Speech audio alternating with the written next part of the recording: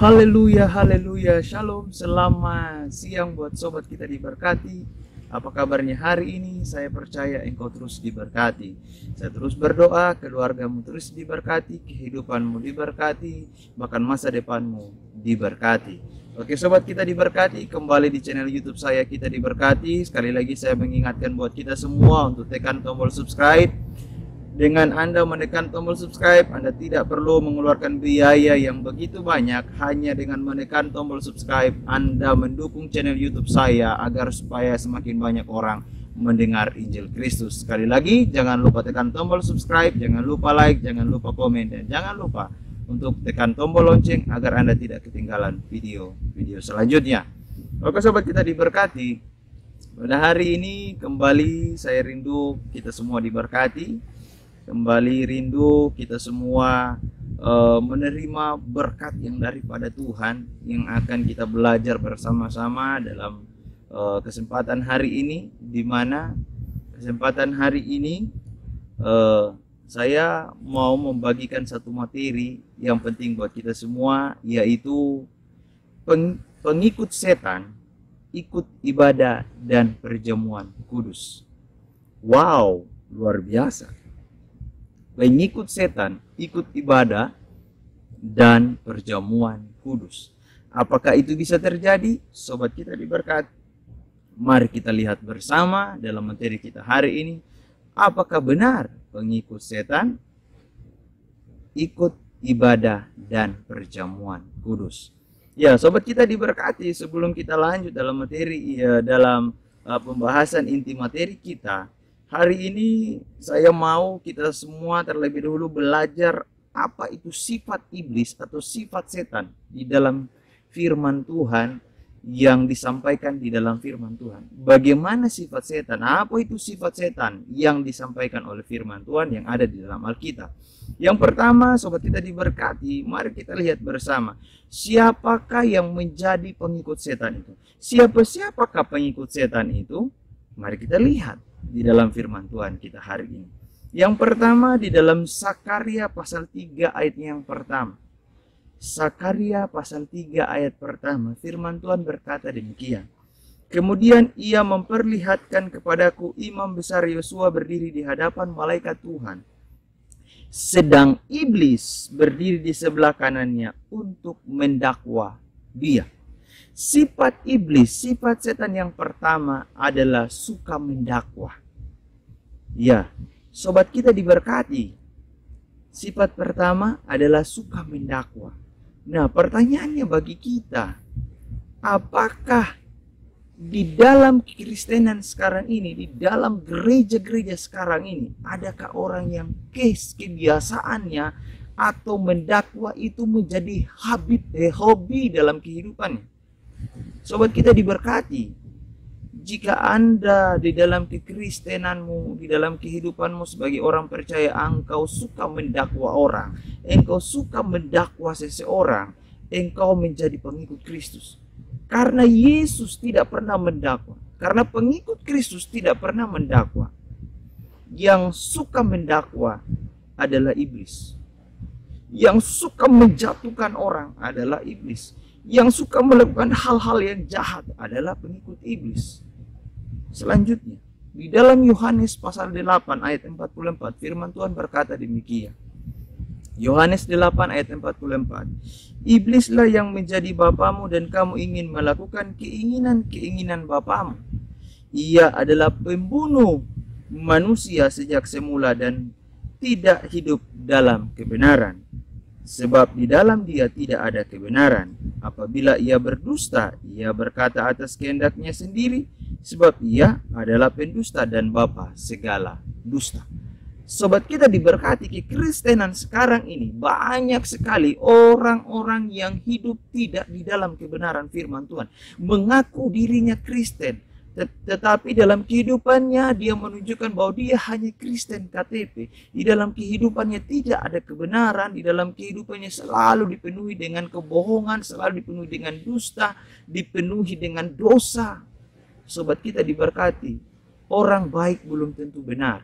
Haleluya. Suatu saat saya akan menyampaikan hal ini. Orang baik belum tentu benar, tetapi orang benar sudah tentu baik. Sobat kita diberkati. Kekristenan zaman sekarang ini atau gereja zaman sekarang ini, banyak sekali orang-orang yang mengaku diri Kristen, banyak sekali orang yang beribadah, banyak sekali orang yang ikut perjamuan kudus tetapi tidak memegang sungguh kebenaran firman Tuhan. Mereka hanya ikut ibadah, mereka hanya ikut perjamuan kudus, tetapi dalam kehidupan mereka, mereka masih hidup dibelenggu oleh dosa, mereka masih hidup di dalam kuasa iblis, masih hidup di dalam jerat iblis. Hello sobat kita diberkati. Kekristenan zaman sekarang bukan hanya orang-orang tidak hidup dalam kebenaran berupa melakukan dosa-dosa yang seperti mencuri, berbohong, tetapi kekristenan sekarang ini banyak orang-orang yang bahkan menduakan Tuhan. Ada yang percaya Tuhan dengan setengah-setengah.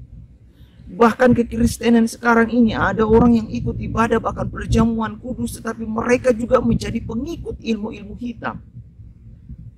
Jadi sobat kita diberkati. Sesuai tema materi hari ini, pengikut setan, ikut ibadah dan perjamuan kudus itu benar-benar ada di dalam kekristenan zaman sekarang ini. Dan hal itu sudah terjadi dari sononya sampai hari ini masih ada. Karena itu sobat kita diberkati, mari kita mengoreksi diri kita sendiri. Mari kita lihat kepada diri kita sendiri. Jangan dulu kita melihat kepada orang lain. Saya juga ikut belajar, saya masih dalam proses Tuhan. Mari kita belajar dalam kehidupan kita. Jangan sampai kita tidak hidup dalam kebenaran firman Tuhan. Jangan sampai kita menduakan hati Tuhan. Karena ketika hal-hal itu dilakukan dalam kehidupan kita, ketika kita tidak menyenangkan hati Tuhan, ketika kita menduakan Tuhan, maka engkau ada di dalam kategori topik atau judul materi hari ini, yaitu pengikut setan, ikut ibadah dan perjamuan kudus. Sobat kita diberkati, saya percaya engkau bukan pengikut setan. Saya percaya engkau bukan pengikut iblis. Saya percaya engkau adalah pengikut Kristus. Jika engkau pengikut Kristus, tunjukkanlah dalam hidupmu, tunjukkanlah dalam pola kehidupanmu bahwa engkau benar-benar adalah pengikut Kristus yang berpegang pada kebenaran firman Tuhan, yang tidak hidup dalam kebohongan, yang tidak hidup dalam kejahatan, dalam pencemooh, yang tidak hidup dalam mendakwa seseorang, dalam hal apapun yang tidak menyenangkan hati Tuhan. Jangan engkau hidup dalam hal itu. Selanjutnya, di dalam Yohanes, 1 Yohanes pasal 3 ayat 8, firman Tuhan berkata demikian. 1 Yohanes 3 ayat 8, barang siapa yang tetap berbuat dosa berasal dari iblis, sebab iblis berbuat dosa dari mulanya. Untuk inilah anak Allah menyatakan dirinya, yaitu supaya ia membinasakan perbuatan-perbuatan iblis itu. Sobat kita diberkati, barang siapa tetap berbuat dosa berasal dari iblis. Karena itu sobat kita diberkati, jika engkau terus hidup di dalam dosa, engkau adalah pengikut iblis, pengikut setan.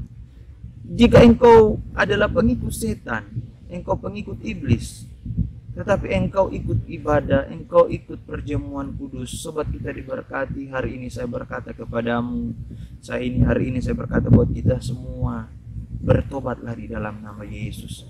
Jangan pernah melakukan hal itu.